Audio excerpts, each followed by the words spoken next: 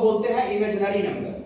अब इंट्रोडक्शन सुनिए बाबू, आज से हम कॉम्प्लेक्स नंबर स्टार्ट कर रहे हैं। अलजेब्रा का चैप्टर है, बहुत इंपॉर्टेंट चैप्टर है, ठीक ना, और एक लेवल का भी है। मान इसमें जो क्वेश्चन आपको प्रॉब्लम जो इमेज में आएगा वो बहुत डीपली लेवल का आएगा, हल्का हल्का का आप उम्मीद नहीं कीजिएगा कॉम्प्लेक्स नंबर में, ठीक है। नाम ही है कॉम्प्लेक्स नंबर। कॉम्प्लेक्स का मतलब बहुत जटिल होता है, कठिन नहीं होता है। नहीं बोलते बहुत कॉम्प्लेक्स है जी, बाप इतना बना तो इतना कॉम्प्लेक्स हो गया कि समझ में नहीं आया, ठीक है ना, नहीं बोला जाता है बोलचाल की भाषा में। इसका नाम ही है कॉम्प्लेक्स नंबर, तो जिसका नाम ही कॉम्प्लेक्स नंबर हो तो समझ ही जाइए कितना कॉम्प्लेक्स हो सकता है। आपको डरा धमका नहीं रहे हैं, आपको अलर्ट कर रहे हैं, इसको पढ़ना है अच्छा से, इसमें क्वेश्चन लेवल का आता है, ठीक है। डरा नहीं रहे हैं, अलर्ट कर रहे हैं। सुनिए, इसको इमेजिनरी नंबर भी बोलते हैं बाबू। तो आप लोग अभी तक जितना भी आप बच्चा से पढ़े होंगे, ठीक है, उसमें रियल नंबर का नाम सुने होंगे, वास्तविक संख्या। रियल नंबर बच्चा से सुनना चालू कर देता है, 4 का बच्चा, 5 का, 6, 7, 8, 9 सब रियल नंबर सुनता है। माइनस इंफिनिटी ये होता है एक्स एक्सिस, और ये प्लस इंफिनिटी होता है।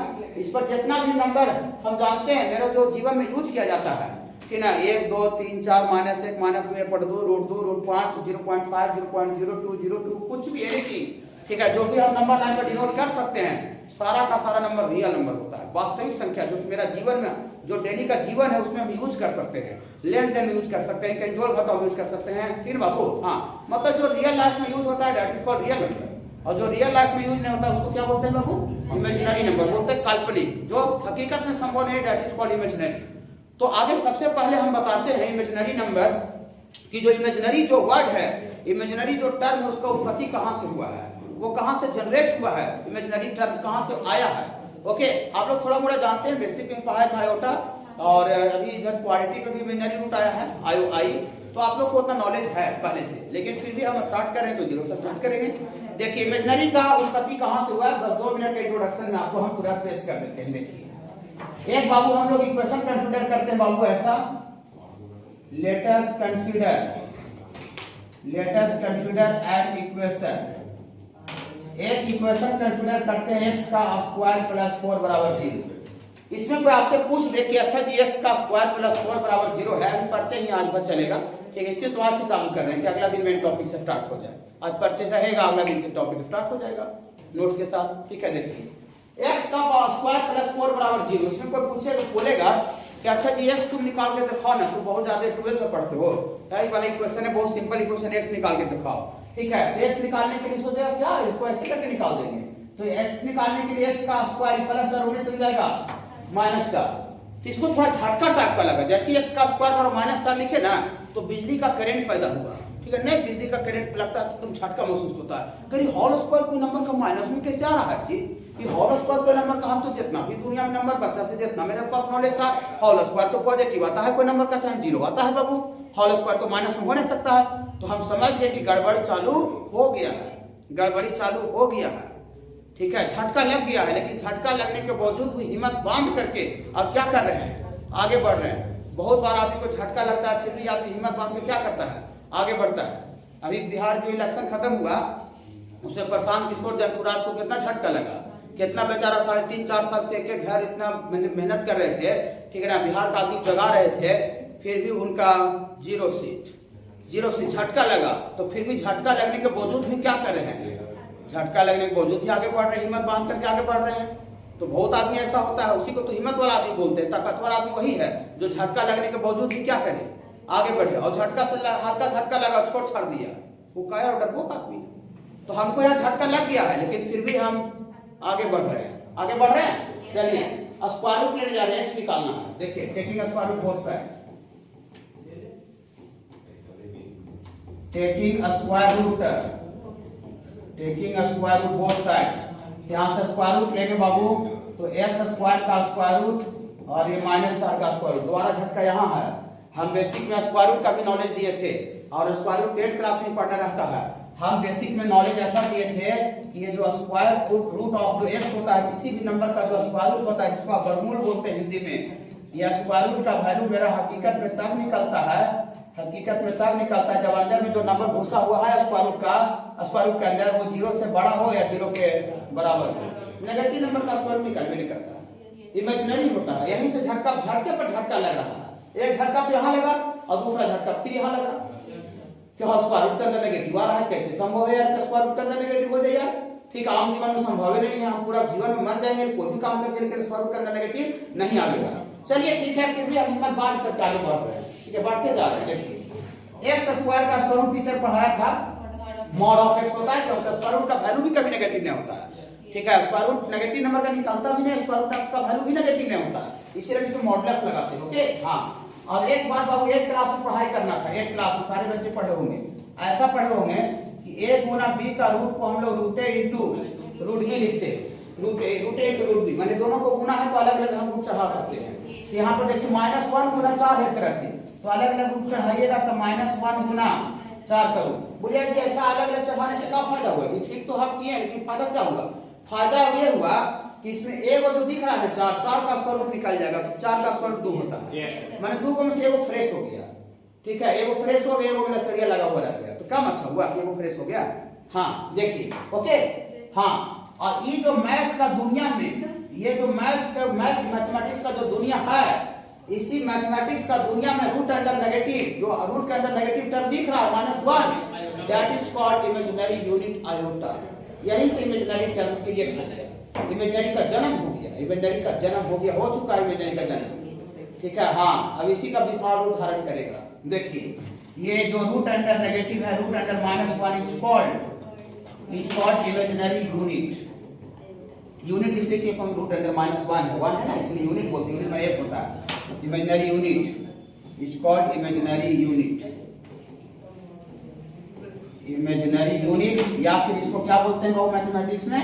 Iota, and it is denoted by, it is denoted by, green colour से लिख देते हैं स्मॉल आई। आई मतलब इमेजिनरी, जन्म हो चुका है इमेजिनरी का। कहां से जन्म हुआ समझ में आया?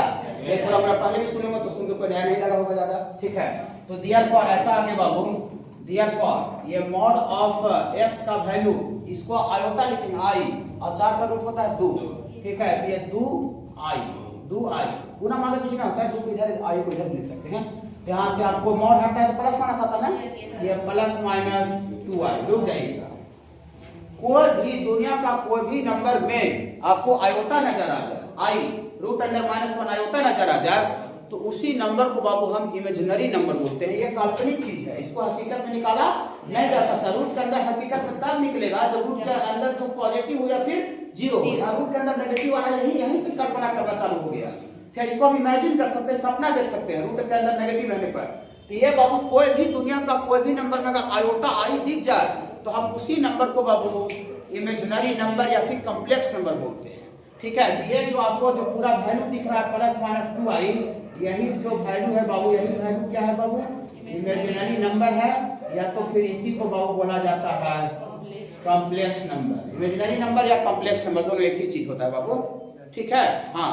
तो अभी जो आपको इंट्रोडक्शन का क्लास जो आज आपको मिल रहा है, इसमें स्पेशली आयोटा के बारे में ही बताया जाएगा। और आयोटा के बारे में अगर बताने का अगर टाइम मिला थोड़ा सा, तो हम कॉम्प्लेक्स नंबर जो टॉपिक है वहां से स्टार्ट कर देंगे, ठीक है। इमेजिनरी नंबर आगे आई कहां से आया समझ में आया सबको? चलिए इसका मतलब यह हुआ देयरफॉर ये आई बराबर, आई किसको बोला गया? रूट अंडर -1 को, रूट अंडर -1 को, और आई का स्क्वायर करेंगे, आई का स्क्वायर से रूट कट जाएगा तो -1। थोड़ा थोड़ा पहले से भी हम बता देते हैं, ठीक ना हाँ। और आई का क्यूब करेंगे, तो आई का क्यूब को कोई बच्चा आई का स्क्वायर गुना आई लिखेगा, तो आई का स्क्वायर तो -1 होता है, और -1 में आई से गुना करेंगे तो ये -i हो जाएगा बाबू, यहाँ से आ जाएगा -i। और आई का पावर 4 तक याद रखना पड़ता है, आई का पावर 4 को हम लोग आई का स्क्वायर इंटू आई का स्क्वायर, ये -1 इंटू -1 करेंगे बाबू, ये आपको +1 आ जाएगा, ये खाली 1 आ जाएगा। आई का पावर 4 +1 होता है।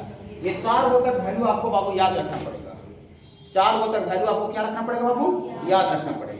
बोली सर तो 4 हो के बाद आगे आएगा तो क्या होगा? सर बहुत सा क्वेश्चन आयोटा के टर्म में आता है, ठीक है ना, एनडीए में, या तो फिर छोटा छोटा एग्जाम में चाहे तो फिर बड़ा जो क्वेश्चन बनाइएगा उसमें ये वाला टर्म बड़ा, आई का बड़ा पावर आ जाएगा, ठीक है। देखिए तो इसी तरह से आपको करते करते आई का पावर अगर n आ गया, n को नेचुरल नंबर, तो आई का पावर n का जो वैल्यू होता है वो आई का पावर स्मॉल r के बराबर होता है। बोली सर आप बताइए यहाँ पर कैपिटल n क्या है और स्मॉल r क्या है?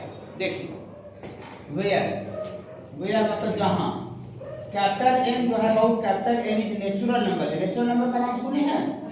गिनती का संख्या, प्राकृतिक संख्या जिसको बोलते हैं नेचुरल नंबर है।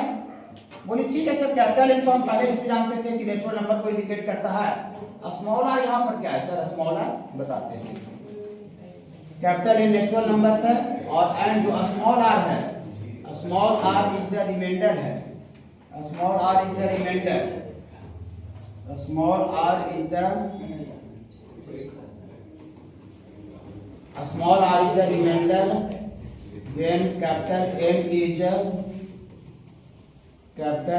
divided by 4। कैपिटल N को जब 4 से हम भागा लगाएंगे तो जो रिमाइंडर बचेगा ना वही स्मॉल r है। फिर बाबू हाँ देखिए, जैसे फॉर एग्जांपल के तौर पर i का पावर आपको 6 का वैल्यू पूछ दिया, छोटा ही ले रहे हैं, i का पावर 6, तो 6 में 6 जो भी नेचुरल नंबर है उसको 4 से भागा लगाइए। बोली 4 से क्यों सर? क्योंकि उसमें i का पावर 4 का वैल्यू 1 होता है, i का पावर 4 का वैल्यू 1 होता है, इसलिए हम 4 से भागा लगाएंगे। आपको ओमेगा बताए थे अथी में क्वाड्रेटिक में, तो ओमेगा का पावर 10 रहता था, तो ओमेगा का पावर 10 रहता तो उसको 3 से भागा लगाते थे। क्यों? क्योंकि ओमेगा क्यू का वैल्यू 1 था। ओमेगा क्यू 1 ना, बिहारी बात है, ओमेगा क्यू 1 था, तो इसलिए 10 रहता था, 15 रहता था, 200 रहता था, तो उसको 3 से भागा लगाते जो रिमाइंडर बचता था वो लिखते थे ना। तो ओमेगा का पावर i का पावर 6 है, तो चूंकि i का पावर 4 का वैल्यू कितना होता है 1, तो 6 को आप 4 से भागा लगा दीजिए, तो आपका भागा लगा 1 से लगेगा, तो रिमाइंडर यहाँ कितना होगा वो 2। तो इसका i का पावर 6 को कोई बच्चा i का पावर 4 गुना i का स्क्वायर लिख सकता है?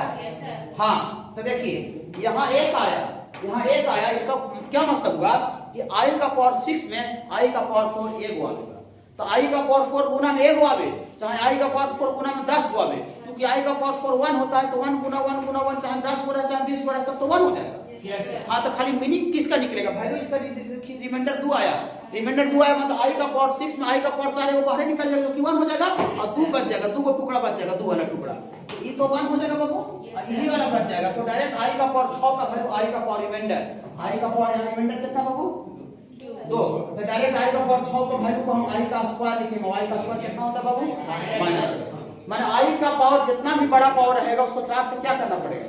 डिवाइड करना पड़ेगा। चाहिए क्यों? क्योंकि i का पावर 4 का वैल्यू 1 होता है, तो 4 का हम टुकड़ा निकालना चाह रहे हैं कि i का पावर 4 का उसमें क्या टुकड़ा होगा, ठीक है ना? कोई सा नहीं पता चल रहा है। देखिए जैसे फॉर एग्जांपल i का पावर 27 पूछ लिए, i का पावर 27 कितना होगा, तो 27 को कुछ नहीं करना है, 27 को आप 4 से डिवाइड लगाइए, तो 4 6 24, रिमाइंडर 3, यहाँ रिमाइंडर 3 आया, तो i का पावर 27 का जो वैल्यू होगा i का पावर 3 के बराबर होगा, और i का पावर 3 तक 4 तक याद रखना पड़ेगा, i का पावर 3 माइनस i होता है, i का पावर 3 बाबू ये वैल्यू कितना हो जाएगा बाबू माइनस i। बोली सर ये 6 क्या रिप्रेजेंट कर रहा है सर?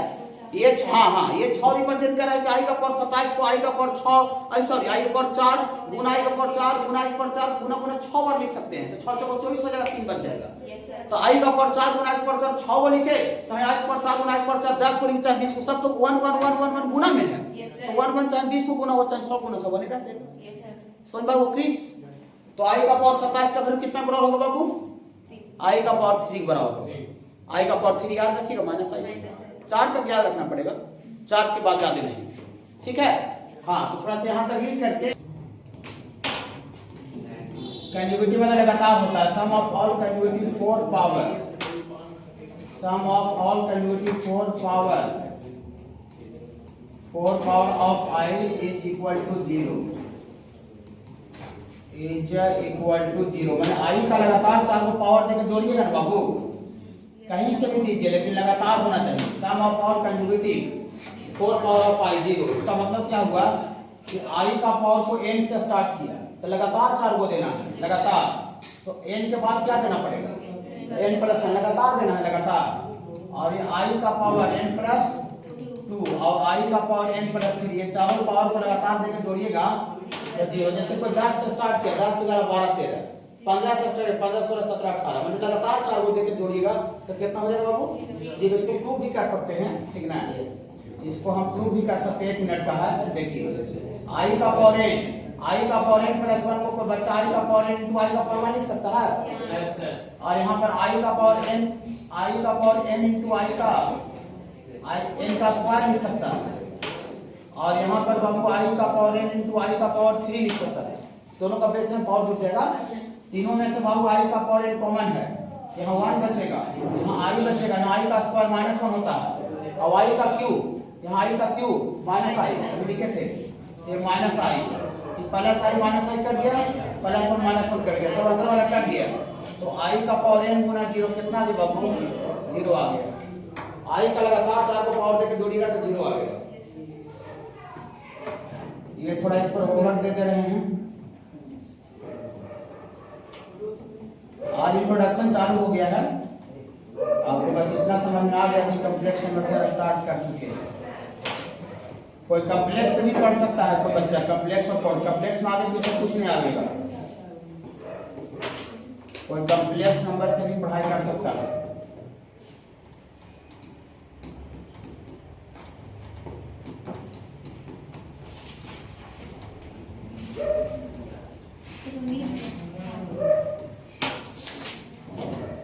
हाँ 19 से बाबू 19।